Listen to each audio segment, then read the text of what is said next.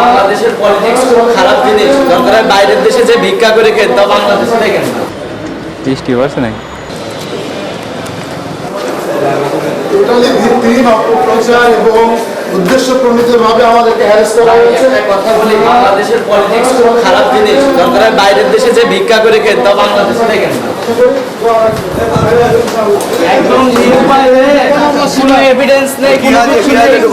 আমাদের বিরুদ্ধে একদম অপপ্রচার চালানো হয়েছে এবং কোনো তথ্য নেই, সিসিটিভি ফুটেজ নেই। সব আমরা মানে অপরাজনীতির শিকার হচ্ছে আর কি। অপরাধ যদি আমরা করে থাকি, আপনারা জুতা খুলে আমাদেরকে মুখে মারবেন। অপরাধ যদি না থেকে থাকে, তাহলে আপনারা আমাদের সারথি হবেন। আমরা এটা কামনা করি।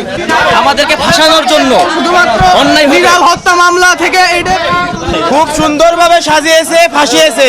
আপনারা ছড়াই দিন ইনকিলাব জিন্দাবাদ।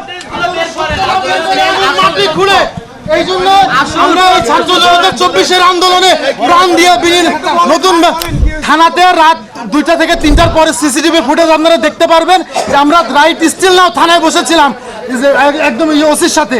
তো সেখানে আমাদের এখানে কোনোভাবে অপ্রীতিকর কোনো ঘটানোর কোনো সুযোগ ছিল না। এটা টোটালি প্রমাণবিহীন।